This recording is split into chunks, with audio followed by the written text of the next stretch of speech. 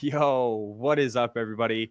Welcome to another episode of the Build a Mind podcast. I'm your host, Trevor Bello, and today I'm joined by Schnitzel. So, if you guys don't know, Schnitzel is, well, let me just start from the beginning. Schnitzel is a software engineer by day, and by night, he's a Bitcoin miner, and on the weekends as well.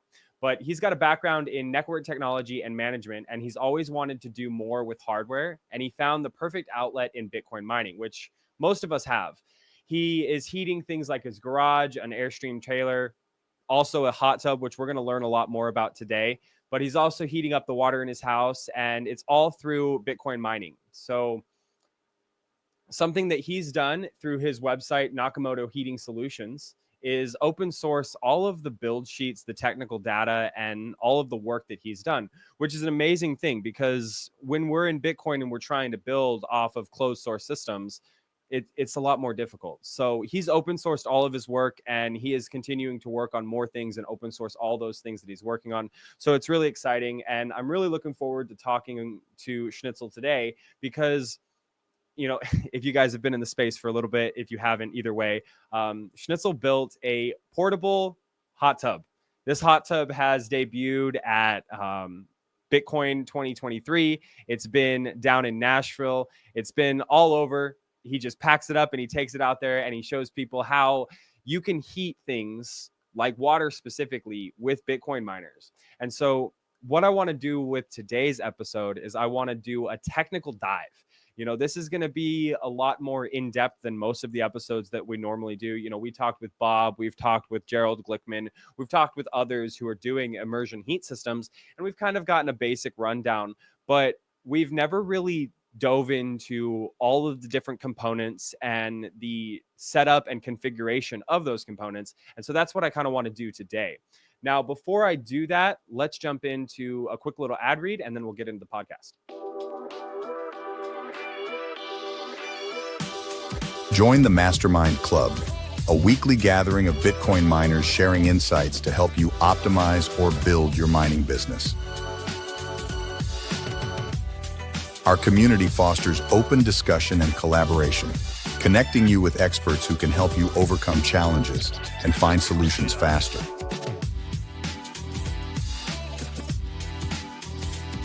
Every other week, we host the Mastermind Deep Dive, where industry leaders delve into the financial, operational, and optimization hurdles faced by miners like you. Brought to you by Bitcoin Mining World.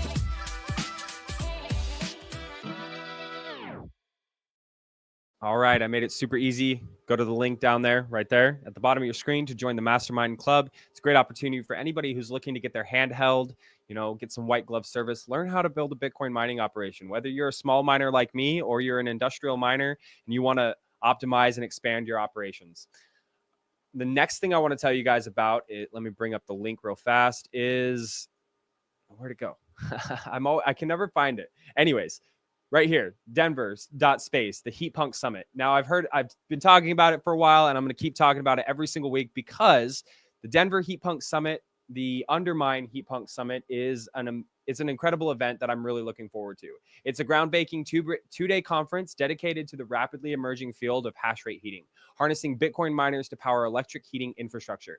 The hash rate heat punks are a group of Bitcoiners undermining the status quo. Mining doesn't have to be centralized in pubco, mega facilities, or massive mining pools, and home mining doesn't have to be exclusive to the ideological motivated.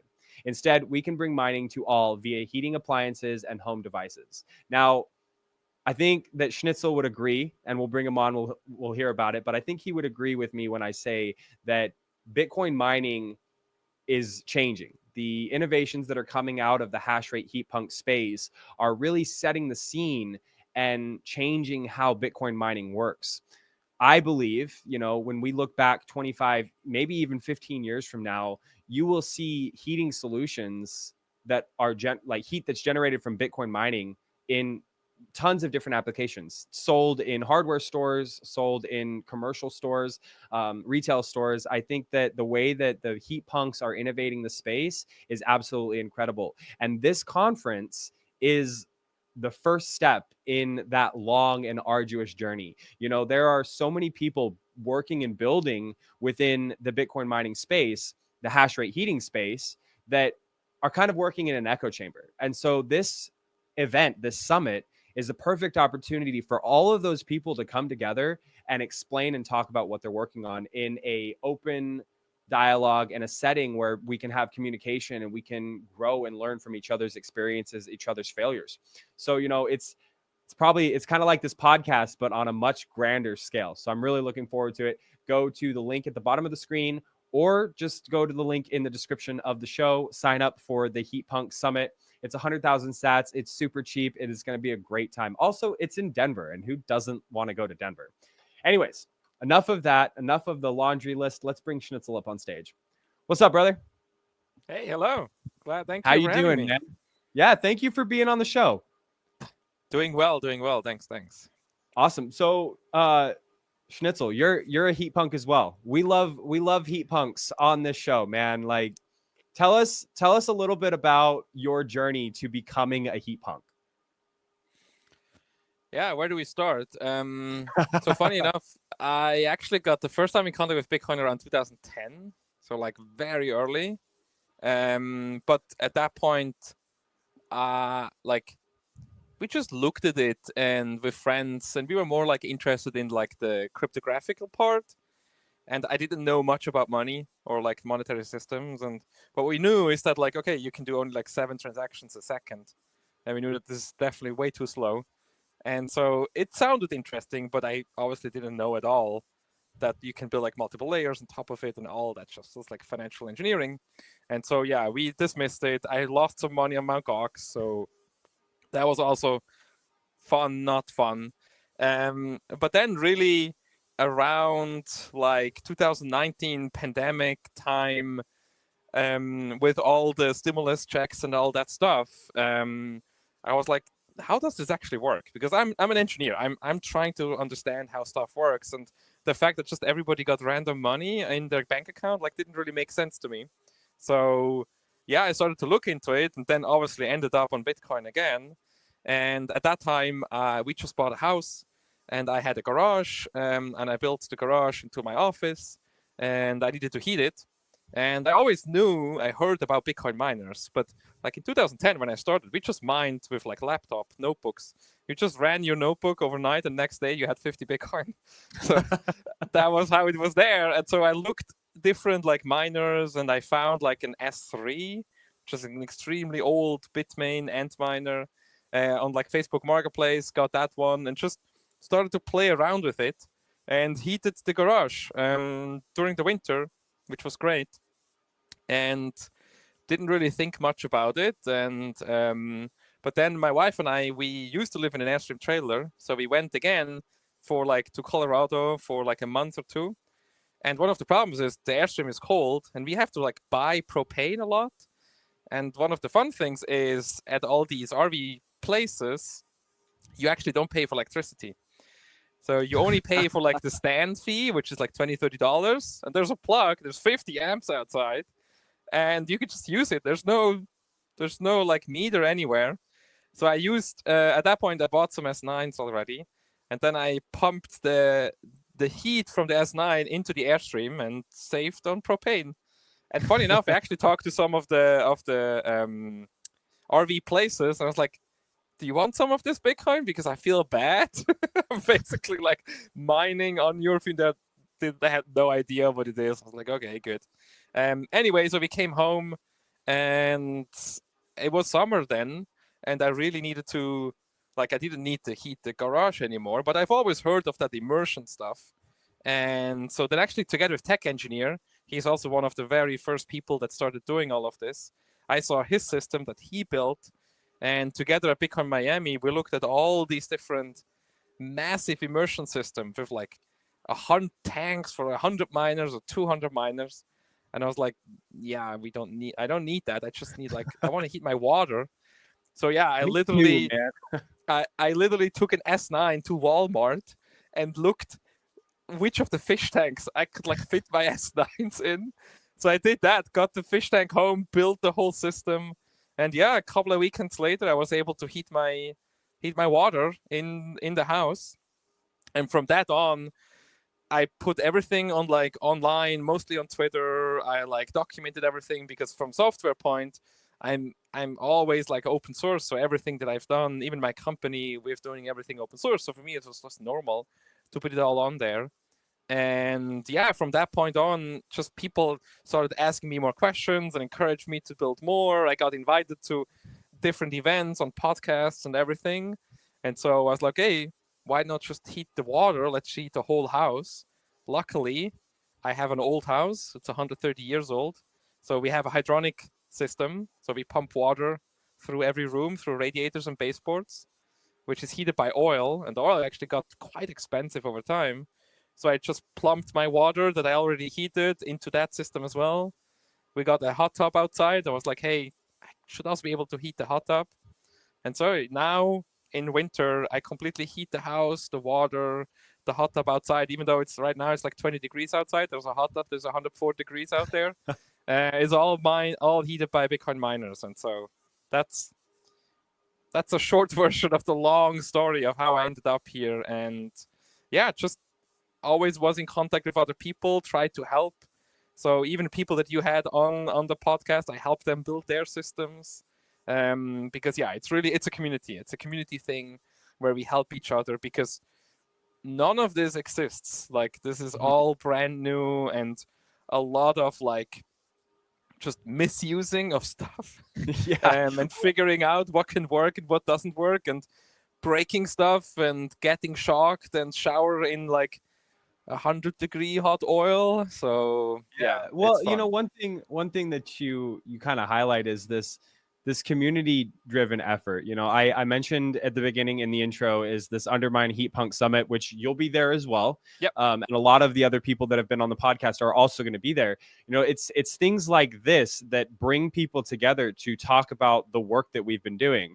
And you said you started in 2010, man. Like, to put that into perspective for people, 2010 was 15 years ago. Bitcoin miners, like the actual physical people doing the Bitcoin mining, have only been doing this for 15 years.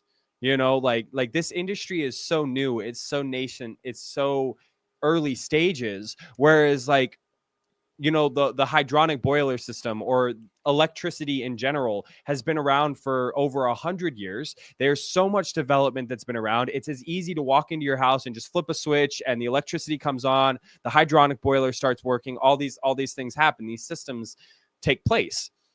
But in Bitcoin mining, it's not as simple as just like flipping the switch and everything works. Like there are so many components that go into it, and it's not like anybody can just walk in and start doing it. So one thing that I love about what you're doing with Nakamoto Heating Solutions is open sourcing everything. You're making it so that people can follow in your footsteps, and then also providing all of this, additional information and helping walk people through the systems. Like we had Gerald Glickman on the show, and I know that you helped him build his system, and he then is helping other people. So really, it's this cascading effect of people helping people. So you help one person and that person goes and helps another person. And, eventually we're going to get to a place where there's Bitcoin mining systems in all kinds of heat solutions. And I'm really looking forward to that date.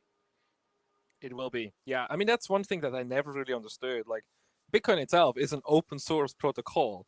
It was open source from the very beginning.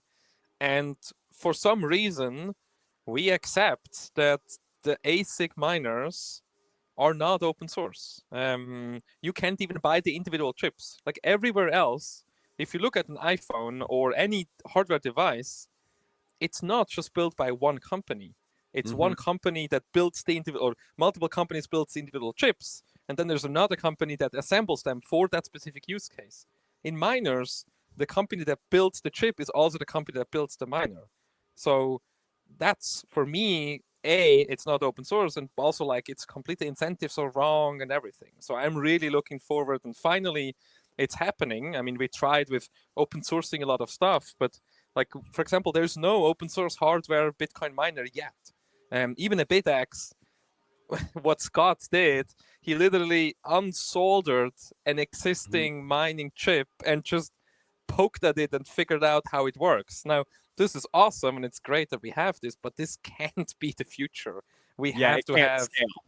Correct. So I'm really excited to hear like from multiple companies that they're working on chips, that they're gonna sell the chips individually, that we're gonna have data sheets, because that's gonna really allow us to create anything you can do. And that's actually one of the fun things. Like whenever you start to heat your house with Bitcoin, whenever you walk around and you see something that generates heat, your immediate thing is like, how can I get a miner in there? But right now we can't because we don't have the chips. But Yeah. I really predict the future that at one point anything that generates heat, is it your coffee machine, your hair dryer, your I know you have a little one as well, so like all the bottle warmers and heating blankets, like all of this is going to be Bitcoin mining at one point, because if you just use regular resistive heating, it's stupid. Like you're literally throwing money out of the window if you don't also generate Bitcoin with it. So yeah. Yeah. What are you, I mean, I love it. I love this idea. And I think that it is the future. Um, what are your thoughts on like the efficiency, because obviously when all of these devices start to come online, we're going to increase the overall network hash rate, making it harder and harder to get Bitcoin on the back end. What are your thoughts about the efficiency? Does it get to a point where like the Bitcoin mined is so nominal that it doesn't even matter that you're mining with Bitcoin versus not mining with Bitcoin? That's a good question. I believe that as Bitcoin is slowly eating the world and is taking over everything, that the value will just be so high that even if you mine a little bit, well, of course, you're not going to create thousands of dollars. Who knows what even thousands of dollars is in the future? But like, you're not going to generate like a piece of a car that you can buy tomorrow, like in value of a car. But it's just like, why not doing it? Because Mm-hmm. like that's what I always tell people. Like literally, like you have a water kettle to heat up water for a tea, and the Bitcoin miner uses the exact same amount of energy, gets the water to the exact same temperature, but also generates some sats. Like it's literally 1-to-1 the same. And so I always call like a water boiler like a stupid Bitcoin miner, like or it's just like it lost, or you're literally losing like the Bitcoin that you generate. And so that's what I think is gonna happen. Yeah. On the other side though, and the other thing is like people always ask me like, well, but isn't this going to be extremely expensive? And because the ASICs right now, they are quite expensive. And I think what's going to happen there is that yes, the big miners and the for-profit miners, they will always buy the newest generation, the newest chip. But you see this already today. You can buy whole ship container loads of S9s for $1 per S9, because people don't need the S9s anymore, but the hardware exists. It's Mm-hmm. there. So what I believe what's actually going to happen is that we in like people that own houses, the chips that we're going to have everywhere are like maybe a couple of months old or a couple of years old that already are not efficient anymore. And we're going to be the sponge of buying or reusing these older chips that are maybe not as efficient as the other ones. But so that also will actually help us reduce the waste of creating all these Bitcoin miners. So that's what I Yeah, think is going to happen. I completely agree with that. I think that, because we're heating, we don't necessarily need the most efficient generation of Bitcoin miners. I mean, you can go out and buy them if you want to, but my argument to, if I was asking that question or getting asked that question, my argument is that like, yes, Bitcoin is like, it's getting harder and harder to mine Bitcoin, but the fact of the matter is that anyone who holds Bitcoin wants to secure that Bitcoin, and the more hash rate that we have online, the more security that we have behind the network. So anytime I know so many people who are, oh well, I mine such and such coin because it profits more than Bitcoin. Well, in my mind, like, if you're a true Bitcoiner, if you're a Bitcoin maxi, for lack of a better phrase, then anytime you expend energy and put it into a different system that is not Bitcoin, you are taking away from the overall Bitcoin network and the security of our protocol. And that's why I don't necessarily agree with mining other coins. And like, I will mine Bitcoin whether I mine Bitcoin at a loss or not, because there's the security aspect of it, but then also there's this other aspect that like I'm not selling my Bitcoin. Like it's going to be a hard, cold day in hell before I sell my Bitcoin for anything. And it better be super valuable for me to trade my Bitcoin for it. So the way I see it is I'm holding on to this Bitcoin for at minimum 4 years, but at maximum like 30 years. So if I mine Bitcoin, if I mine Bitcoin and I get 50 sats or 50,000 sats this month, project that into the future 8, 10, 12, 20 years, those 50 sats or 50,000 sats are going to be worth, anywhere between 5 and 10x what they're worth today. So that's my whole argument to that. So check it out. I want to dive into the actual heating systems that you've built, specifically the hot tub. But before we do, I want you to highlight and just tell us a little bit about your experience through this. But I want you to highlight the fact that you are not a plumber, an HVAC technician, an electrical engineer, or anything of the sorts, but yet you've still managed to build these highly intricate, very time-consuming processes that integrate Bitcoin mining into these heat systems that you're using. Yeah, like you said, I'm a software engineer by trade, so I sit in front of the computer and type in my keyboard. But I was always interested to understand how other stuff works. Like, I own a house, and if something is broken, I want to be able to fix it and maybe not call somebody that either charges me a lot or I'm not even sure if they're going to do the right thing.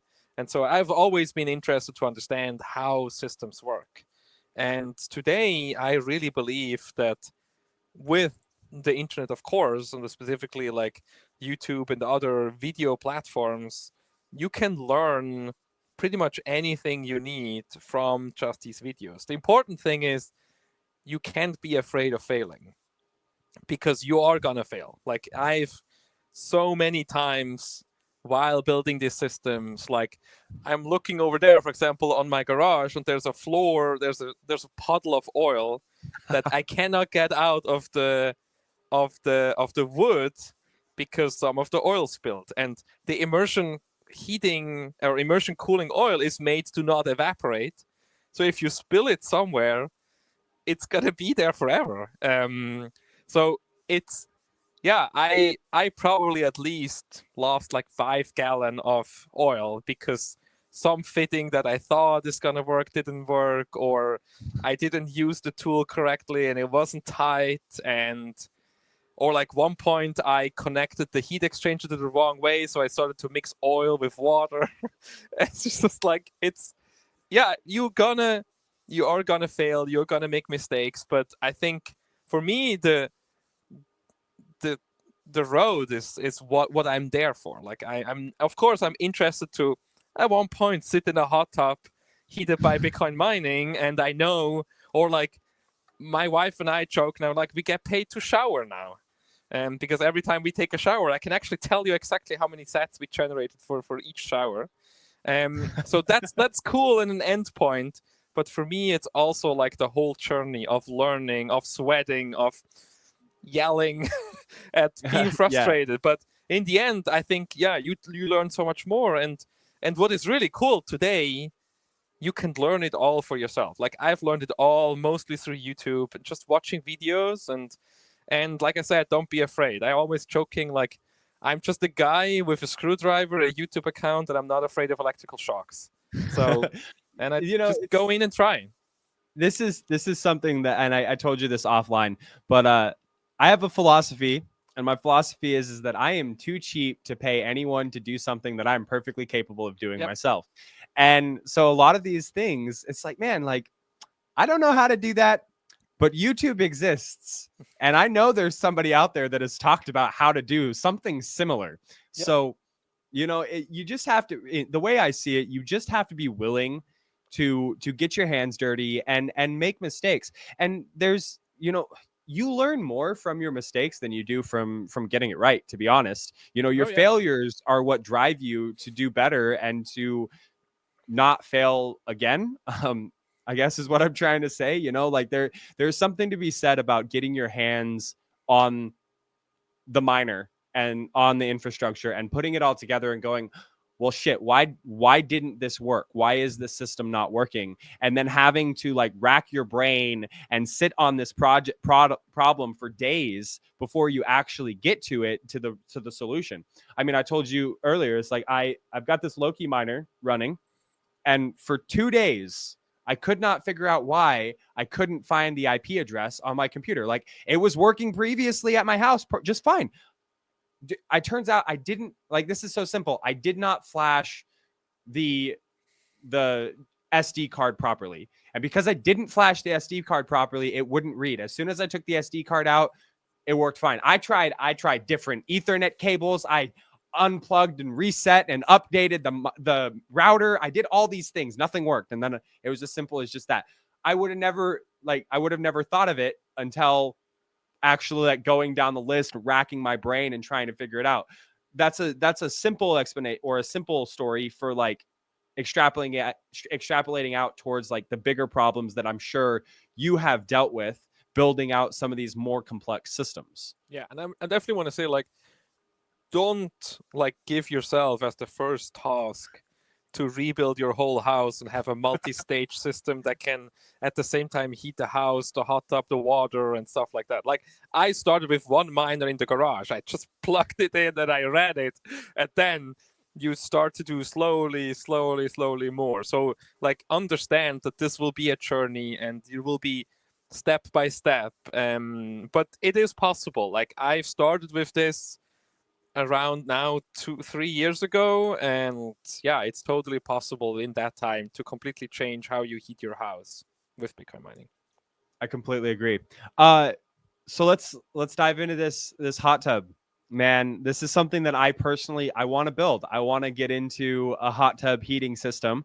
So let's do a general overview of the build, and then I know you have a sheet that I'm going to share this real fast. So guys, if you go to the link that's on your screen right now, and I'll have that in the show notes as well, Schnitzel has a beautiful diagram and write-up of the hot tub. And also it comes paired with a parts list. So you can literally buy all the things that you need, from the fittings to the miners to the temperature sensors. It's all there. So Schnitzel, I'm going to throw it off to you. Let's do a rundown of the system. Yeah. Okay. So the idea behind the HashTub is to create a semi-mobile system that we can move around and can show off at different events. The first system that I actually built was for Bitcoin Miami 2023. This was actually my own house system that I had to disconnect from the house, put in a car, drive to Miami, show off on the floor to heat the hot tub, and then I put it back and installed it back in the house. And I was like, no, I'm not going to do this again. I want to figure out the better way. So I got like an old military surplus container that I felt was big enough, and built it in a way that, because it has like 2 shelves, 2 half sizes, and you can like build it, you can put it together so it's all enclosed. And inside is all the electrical system, all the water system, and then you basically have an immersion tank and the hot tub. So it's like 3 or 4 pieces, and it fits in a mid-sized car. You can put it in, and yeah, I'm gonna even next week actually drive back to Nashville to show it at the Heating and Mining Summit there. And so that was the idea, to have a system that is independent, that I can move around, that I can show, and also everything is exposed. So like, you would not build the system this way like in a house, but everything is built like with a lot of gaps in between that you can show, or like educate people on how it actually works. So yeah, that's the system. It's definitely a little bit more like a luxury version, I would say. So it has a lot of temperature sensors. It has a lot of like flow sensors and things like that you probably don't need like if you want to build it your own. Plus, it actually also has a way to connect like a dry cooler or like an external tank, or like an external heat consumer. So like a radiator or a dry cooler, if let's say the hot tub is hot, but you want to continue run the miners. That's maybe also not necessary if you just want to heat the hot tub or the HashTub. But yeah, it's a nice luxury version of it. So anybody that wants to build it, they can then decide, do they need all the parts, or they can definitely remove some of it. Yeah, definitely. I've seen pictures of it. I've seen, how you put it together. And I have to say a lot of work has gone into making it what it is right now. And obviously you don't need to go as far in depth as you did, but the system does add a lot of redundancies and a lot of features that, for someone who, maybe you have a significant other and you want them to not have to get in and mess with things, like maybe these sensors and the extra components are necessary for the wife acceptance factor to go up enough. Yeah. Oh yeah, no, my So wife, she has so we're probably going to talk about it. It uses Home Assistant as the control system. So she has Home Assistant on her phone, and she can, like, there's a button that says turn on hot tub, and it shows her the temperature. And yeah, you just wait. She even gets like a notification when it's above 100 degrees. So yeah, and then when she's done, you can just say turn off, and it turns it off again. So yeah, it definitely makes it a lot easier if you have all the sensors and the systems. yeah, no, happy wife, happy life, happy wife, happy life, man. Like I've talked about it a little bit, but in my home heating system, I'm using a Wi-Fi PDU switch that Antoine built for me, and it's got an app and everything and an interface that she's got on her phone, and she loves it.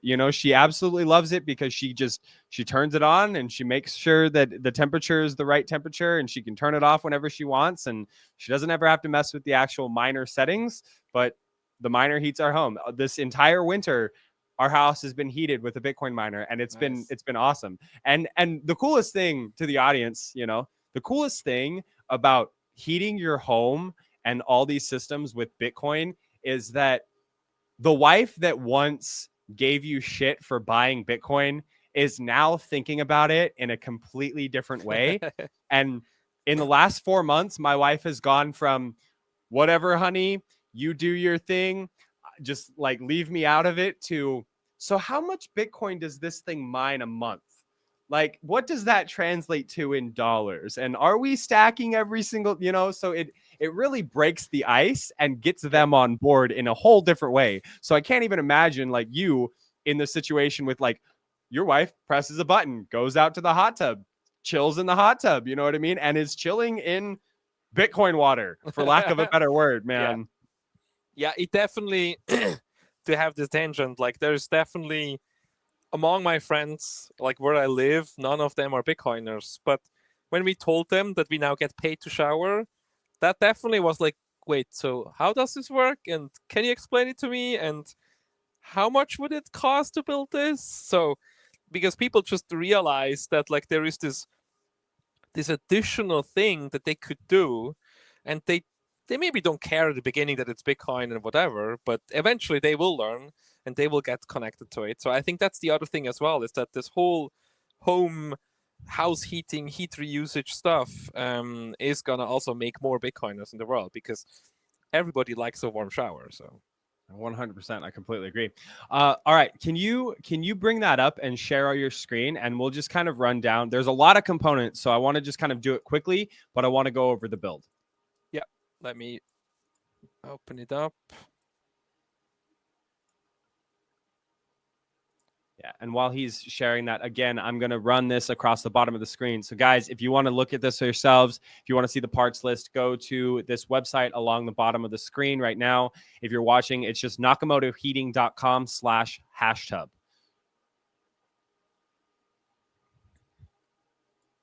All right. Okay, we're going to share this. Okay, Let me know cool. if you can see that. I can see it. We might have to zoom into individual parts just so that we can see it a little bit more clearly. Okay. So this is the complete schema of the whole system. As I said, it's a little bit more a luxury version, but I want to show you the individual parts. So the things that people expect to have, there's a hot tub. In my case, it's like an inflatable one. doesn't really matter. I chose an inflatable one because it's easier to transport. But in the end, the hot tub from the original system has an heat inlet and a water inlet and outlet. So pretty much anything that you want to heat probably has that. And so in my case, because usually when I set it up, the hot tub is further away from the miners.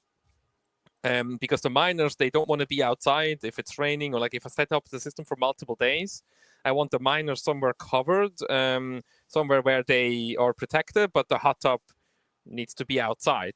So what I actually built is I have a pump right next to the hot tub, and a couple of control systems. So there's a relay that controls the pump, because you only want to run the pump when you're actually heating the system. And this runs an ESP32 or an ESP home. So this is all part of the Home Assistant system. And because it's actually further away, it talks with Wi-Fi with the Home Assistant that controls the whole miner. And there's a temperature sensor that sits in the water. So this system tells basically the Home Assistant, hey, what is the temperature of the water? And then the Home Assistant will decide to turn it on and off. So that's pretty much the system on that side. And then if we go to the right side, we have two main systems. So we have the whole liquid system and we have the whole electrical system. So let's follow these hot tub water. So the cold water comes from here. You can see I use quick connectors just because to make it much simpler. And I go into one of the heat exchanger. Now, one of the things that you have to be careful with heat exchangers and hot tubs is most of the time these hot tubs have either chlorine or other chemicals in it, and they really like to eat copper, and most heat exchangers are copper.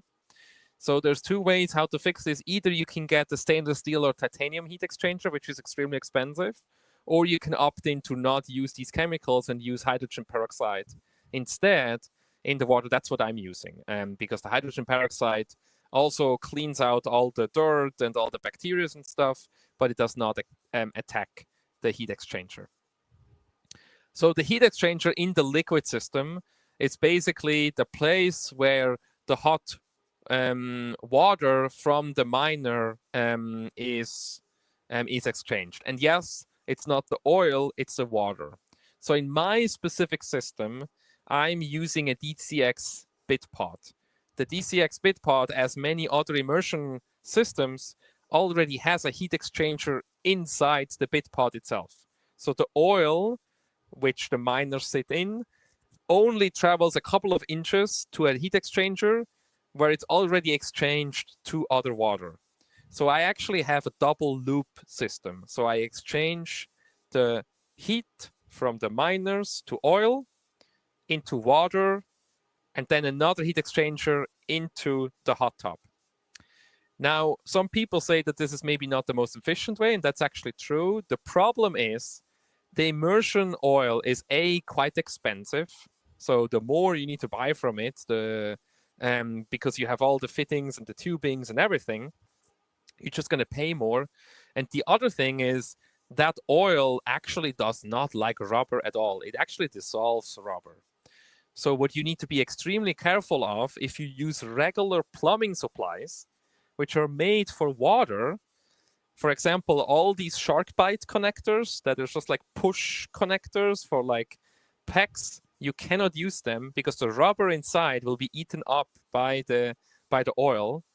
And so I opt out for this double loop system to basically exchange the oil as fast as possible into water. And then I can do with water, I can use regular plumbing supplies and everything. And also, if you have a leak, you're just going to lose water and not the oil. Let me just stop you real quick. The question that I have. So if there's already a heat exchanger inside the bit pod, couldn't you just exchange the water from the hot tub into that heat exchanger itself instead of using the exterior heat exchanger? Yes, correct. So I could technically route the water from the hot tub directly to the bit pod and run it through that heat exchanger. I opted in to have a separate loop for two reasons. One of it is I actually want to not only maybe heat the hot tub, but also I want to heat a dry cooler, or I want to send the heat to a dry cooler or something else. So if I would, for example, would like to heat my hot water that I use for shower, I don't want the hot tub water get in contact with the water that I'm showering. Okay. But if it would be all in one, these two waters would mix at one point. So having this separate loop allows me to keep the different consumers separate. So for example, in my house, the water that I'm sending through all the radiators and the baseboard, this is multi-year-old water because it's always the same water. It's just circulated all the time. While the water that I want to shower in, I don't want this to touch the water of the heat. So having this separate loop allows me to separate them even more. And that's where we're talking about, like, yes, this is probably more a luxury system. If you just want to heat only the hot tub and nothing else, you don't need a dry cool, you don't want to heat hot water and whatever, then yes, you could just basically run the hot tub water connection directly to the bit pot, and that would work. And you don't need the whole liquid system that you need here, that you see here. So I take it there's got to be some valve or an actuator inside the system that gets a signal from either Home Assistant or something like Correct. that switches the directional flow of the water. Correct. Yes. Let's go there. Yes. So let's follow for the people that can see it. We're following from the bit pot. There is a heat exchanger in the back that comes hot water out. And the first thing, I have fill and drain valves. That's one of the things that I, for example, in my first system did not do. I forgot fill and drain valves. So I was like, yeah, I built it. And I realized, how do I now get the water inside? So always think about that you want to fill and drain. And the other thing is, you also have air in it if it's not full. So if you just pour water in it, you need a system to purge the air out as well. Yeah, okay. That's why I have two of them. So that's like, this is just things you learn. And I can just hook up regular garden hoses. So I can use my garden hose, just my regular tap water, to just run it into the system, run it through on the other side out, and I just run it for a couple of minutes. That purges all the air out as well. So yeah, the next thing I have is a flow sensor and the temperature sensor. The flow sensor I use for safety reasons. So if the flow sensor, for example, does not show any flow, I shut off the whole system because something is wrong.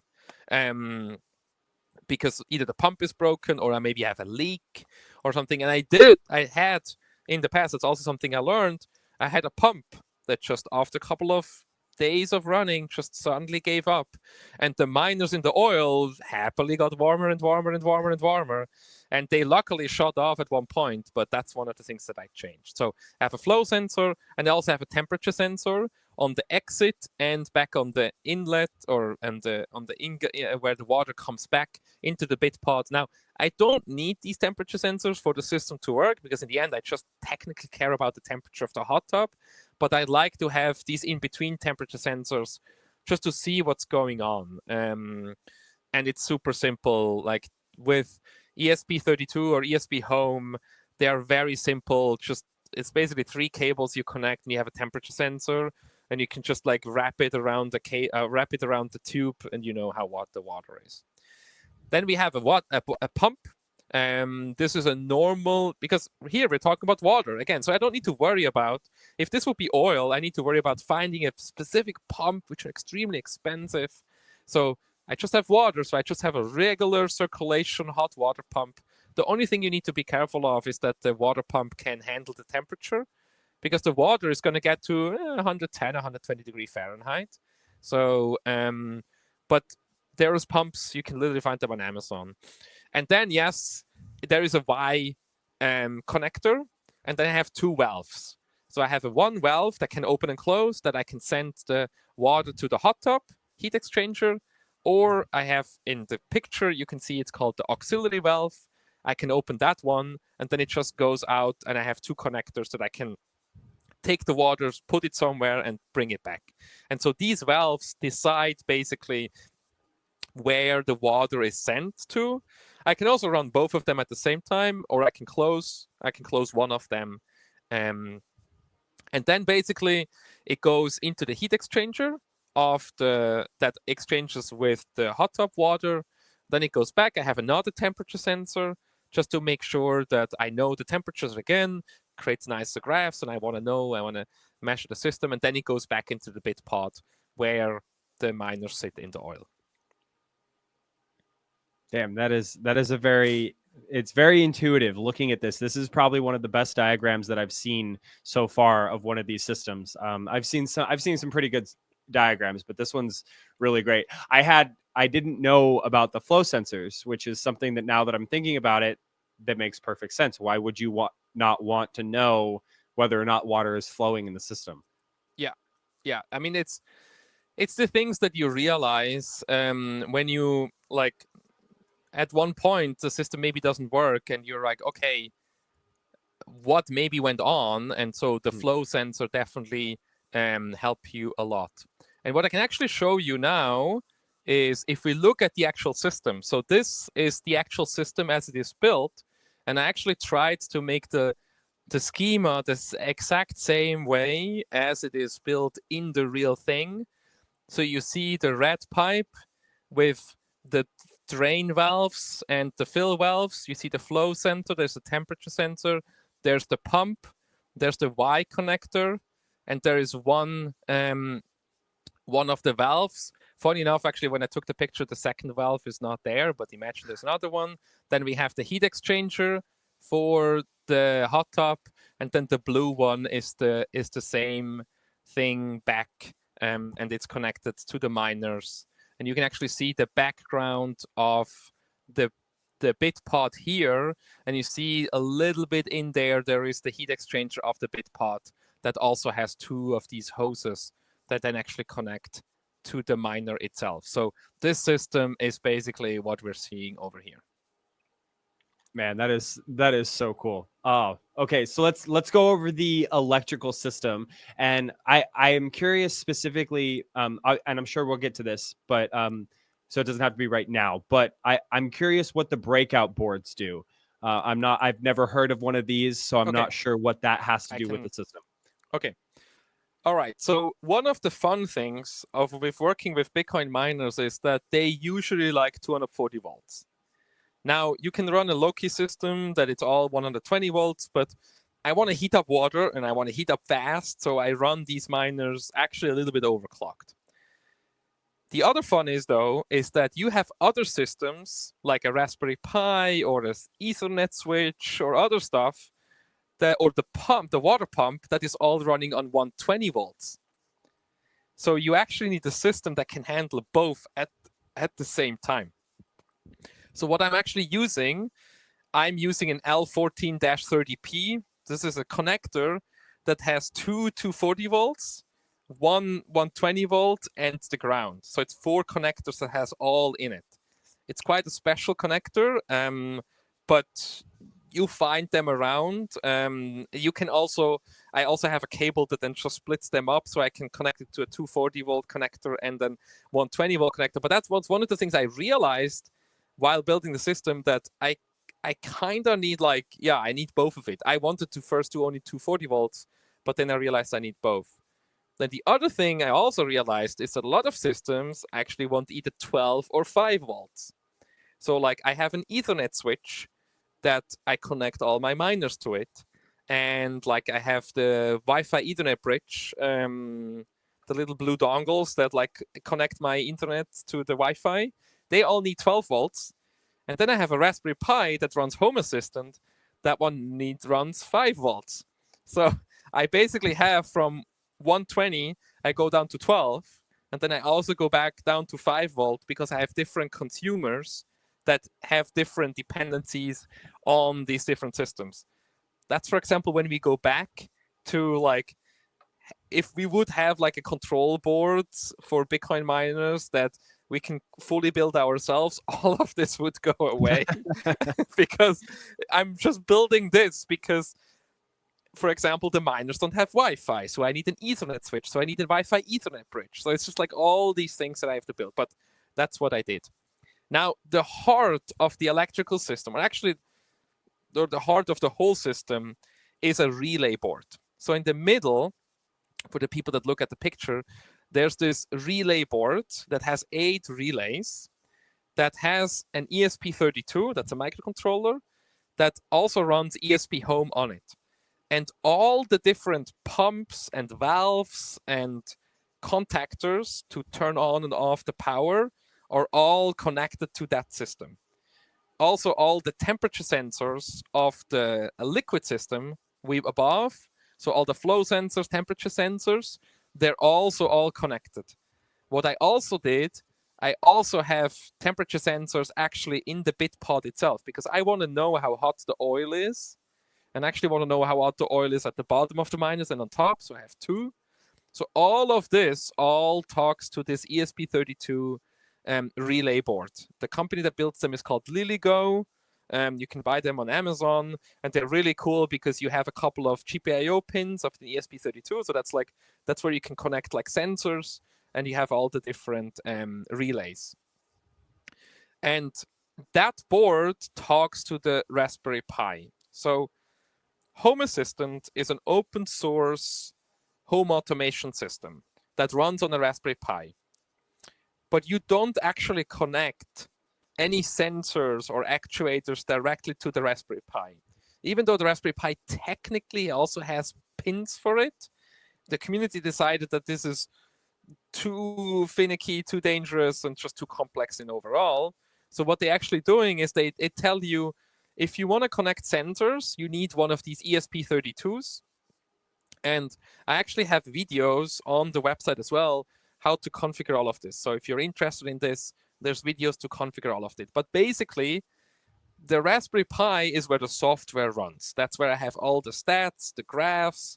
That system also talks to the miners. So it constantly talks to the APIs of the miners. I built a Home Assistant plugin for that, so you can talk to any of the miners. I have people from the community helping me building that. So it knows everything, what's going on. It knows the temperature of the hot tub and things. And the relay board is then actually the doer. So it turns the relays on and off. And I need all these relays because one of the things that I opted in, that's not necessary, but I opted in to actually be able to, or I have a 240 volt contactor. That means I can actually turn on and off the miners through this whole system. So I can, from the Raspberry Pi, I can tell it to run a relay that disconnects physically the power to the miners. And that's one of the things that I learned. I had a case in my early system with the fish tank.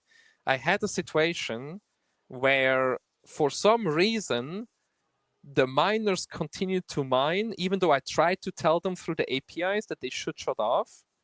But the Wi-Fi didn't work for whatever reason. So I couldn't talk to the miners to turn off. And so I built now a system that if I want to tell the miners to turn off and they don't turn off for whatever reason, I can physically disconnect the power. And that's what this contactor does. And that's what I need the relay for, is to connect. So the miners are connected to 240 volts to where the power actually comes from, but it runs through that contactor I can disconnect. And then I have 2 more relays, one for the oil pump, because there is an oil pump inside the bit pod that needs to circulate the oil. So I run that one, and then the water pump that runs in the liquid system is also connected through that system. So if we look later on the picture, I just have like plugs for them, and they control. What else is there? Yeah, so you asked about these breakout ports. Yeah. Let me actually see if I have a picture of that. Yes, so let me bring up this picture here. So to first look at, this is how the system looks at the bottom. So that's the electrical system. We have on the right side the yellow cable, the orange cable is what actually brings in the power. And then we have the 240 volt. In the middle, we see the contactor that then goes to this plug or this receptacle. And that one is where I plug all the miners in. and then I have one for the oil pump and one for the water pump. And this is the relay board in the middle, and you see this is all connected. Now these breakout boards, they're basically ways for me to connect these two systems together. So you see a breakout port in the liquid system, and you see the same breakout board also in the electrical system. What you don't see here right now is a ribbon cable, but there's one cable with like a lot of lines that connects the two. So this way, I can separate these two halves, and I can configure them as I want, and I just have one cable between them. Because otherwise, if you look at this system again, I would have like multiple temperature sensors and flow sensors and valves. So I would have like a lot of cables that run between the two systems, and I just have these breakout boards that bring them all into one cable that I can connect between the two. Okay. So that makes a lot of sense, actually. Yeah, and then if we go to the bit pod itself, as I mentioned, the bit pod comes already with a heat exchanger. It comes already with the oil pump. I have two temperature sensors there, and I just have one cable that runs, because there's two S19Ks in there right now. I used to run it on J Pros, but I upgraded to Ks, and I just have one cable that has all the C13 cables, or the connectors that is needed. And I actually found a cable that converts 4 C13s into one bigger cable, or one bigger connector. So I don't actually have 4 cables, I just have one of them. But again, that would not be necessary. You could just have 4 cables there. And that's how the miners are actually working. And so this system now, how it technically works. So the data flow is basically whenever the hot tub sensor says, hey, I'm colder than, let's say, 100 degrees, this is picked up by this ESP32. It constantly monitors, and it sends the signal of the temperature. It sends it to the Raspberry Pi. So the Raspberry Pi talks with this ESP32. In there is an automation. You can literally tell it, if this sensor goes below this temperature, then do this. And what this is a routine that basically tells first the oil pump to turn on, the water pump to turn on. It then opens the hot tub valve, because that's what runs then. Then it also tells the hot tub water pump to turn on, and that's the whole system. So then it runs, and it constantly monitors, because I have these flow sensors and temperature sensors. So it constantly monitors the system and makes sure that everything works. If anything goes that is not expected, like let's say the flow sensor suddenly sees like I'm not running anymore, or each of these temperature sensors, you can define like a safe range. Again, it's more like a very luxury version. You don't need that, but that's what I've built. And then basically at one point, the hot tub water says, hey, I'm hot now, I'm above 104. And the simplest way is, this then sends again, this ESP32 next to the hot tub sends to the Home Assistant, and then the Home Assistant says, hey, we don't need you anymore. It turns off all the pumps, it turns off all the valves, and it just goes back into standby system. So that's like the simplest way, but it's also possible to like tell it, for example, I can configure the output power of the miners. So like my miners usually run at 3000 watts, that's their standard. So what I can also do is, let's say if the hot tub reaches 104 degrees, I can just tell the miners to maybe go to throttle down to 50%, and then 30%, and then 20%. And only if the hot tub is, let's say, above 110 degrees, then I shut off the whole system. So I have a lot of different ways on how I can configure this. And the cool thing is, I can do it all through Home Assistant. And Home Assistant has a web UI where I can see all the different stats and things like that. I can actually show you one if you want to see. So yeah, this is, for example, literally my house right now. So I can see all kind of different stats. I have in every room, I have a temperature sensor in it, and I can see the stats of everything. So I can go back and I can see like which house had which temperature. And on the top, you can see my miners. So I'm actually playing a bit with AC Infinity fans. So I have S19 with an AC Infinity in there, and I can see right now it's active, and you can see it's set to 2000 watts. And so I can control this. So I actually never use the brain's interface at all anymore. I can just go there and I can see all my miners. So I can show you real short. So if I look, for example, my AC Infinity, I can see all the stats. I can see right there. I can see each hash board. This miner has only 2 hash boards in it. So I can see their stats. I can see the efficiency. I can see the fan speeds. And I also have historical data for everything. And not only the last, like, I don't know what brain cells, maybe the last hour, I can go back months and seeing what exactly happened at which point. So I'm actually not using the brain system at all anymore. Specifically, if you have multiple miners, it becomes quite complex to manage everything. And the last real cool thing is this also works through my iPhone or an Android, and I can monitor it from anywhere in the world. So anywhere in the world, I can open my Home Assistant on my phone, and I can see the same stats that I see here, and I can turn on miners off, and I can do everything. So because of that, I chose Home Assistant, and I don't really actually use the miners UIs themselves anymore. Man, brother, that is like I know that that was very in depth, and that was a lot of explaining of what the different systems do. But the reason I wanted to do that first and foremost is because I wanted to know. But I think that this episode will be great for anybody who is trying to dive into a system like this, because like you said, it doesn't have to be this in depth. You can make it a lot more simple and less intuitive. But this is going to be very helpful for a lot of people out there, being able to have this diagram, look at it, and then go back and watch a video of, the explanations of what the different components do. And I know that you have videos that explain it on your website as well, which we're going to link to the website so that anybody who is curious about it can go and find this diagram so that they can, go into it themselves. I personally am going to build one of these. I don't know when, I don't know where, but I'm going to do it. And I think the first thing that I specifically want to tackle is Home Assistant. This is something that I think I could integrate into my studio and into my home as well without having to do all of the extra stuff that comes with the hot tub side of it. So I just want to say thank you so much for taking the time to run down and do this. And thank you for building this out so that we can, I'm not an engineer. You're an engineer. So it's a lot easier for you to build these diagrams and show people the flow data and how it works. So I just want to say thank you so much for all the work that you put into that. I know that took you ages.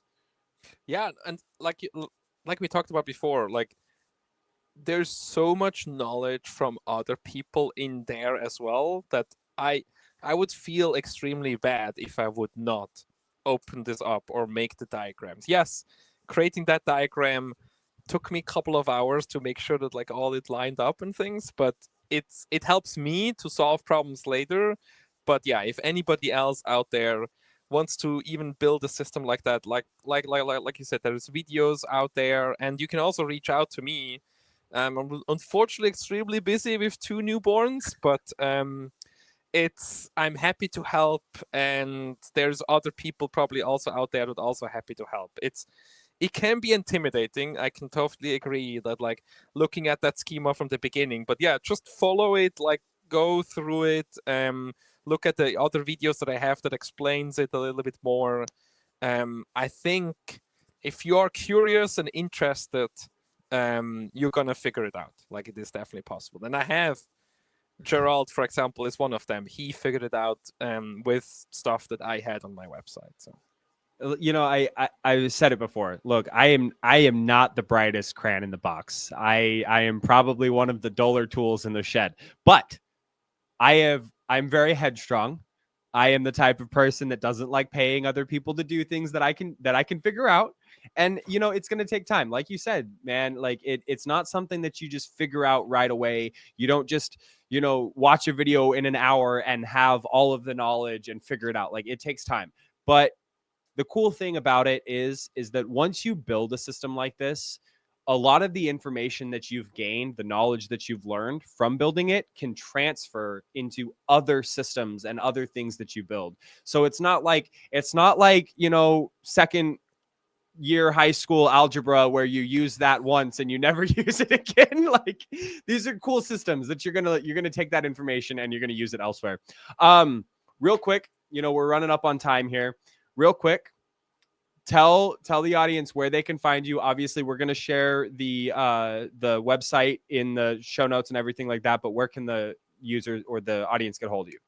Yeah, so you can find all the files or links to the files at nakamotoheating.com, and you can find myself on Noster X Twitter, mostly under the name Schnitzel.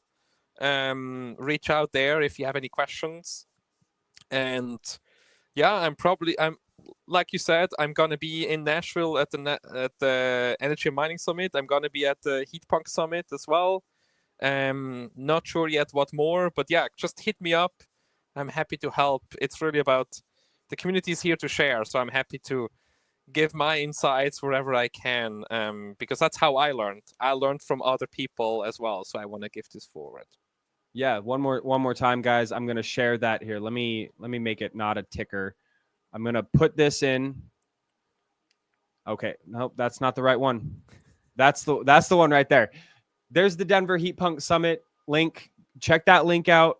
Get your tickets. I know that there's only space is limited, and last time I checked, I think we're 75% of the way full, and we're not even through the first month of January. So if you guys want to go to the Denver Heat Punk Summit, get your tickets now, because that summit is going to fill up and there's not going to be enough space for everyone. So make sure you do that. Come out, shake our hands, shake mine and Schnitzel's hand, shake Tyler's hand for putting it on, Tyler and Cody.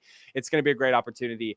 All right, the last thing, Michael, what does Bitcoin mean to you? Yeah, your ominous question, huh? I love it. So I actually listened this morning to your Immersion podcast with Bob, and I was like, okay, now I have to have a good answer. I mean, for me, when I realized what Bitcoin is or what it does, it became such an obvious thing. Like, maybe a little story about me. Like, when I was 12 or 13, I had the first time access to the internet. And I walked around and told everybody that they need a website, like as a 14-year-old. And everybody was like, I don't need it. Like, why do I need a website? Like, go away. Like, you're a kid. Go away. But I've learned website, and that's literally my jobs today. One of my companies today builds websites. So, 30, like almost 25 years later, I'm still doing what I've done as a 15-year-old. But for me, the internet at that point was so obvious. Like, it's so obvious that a way that we can communicate in real time, almost for free, with anybody in the world, it was just like, what? Like, I looked at people and it's like, why don't you believe that you need a website? Like, it's just like, I could not as a kid understand, why does somebody say I don't need this? And I'm looking the same today as Bitcoin. Like, it's the same. Like, as soon as I realized how broken the monetary system is, that the fact that the governments can print their own money and force us, and like all these things, like, why have we not figured this out before? Because it's such an obvious thing. But what I've also learned as a 14-year-old is that change takes a lot of time. And it takes years, decades, and generations for people to change their minds, to understand. And that's what also Bitcoin is for me. It's a waiting game. It's the obvious waiting game. It's very obvious that this thing will win. I cannot imagine it any way else, because it totally makes sense. We could probably talk a whole hour why it makes sense, and comparisons to other technologies like the internet or like TCP/IP protocols and like electricity and cars, like all of this. But it's such an obvious thing. As an engineer, this is the only thing that can win, and it will win. But also, it's a massive waiting game, and I think that's what, unfortunately, a lot of people are struggling with, that change will take a lot of time. So yeah, it's an obvious waiting game for me. Damn, what a What a really good answer, man.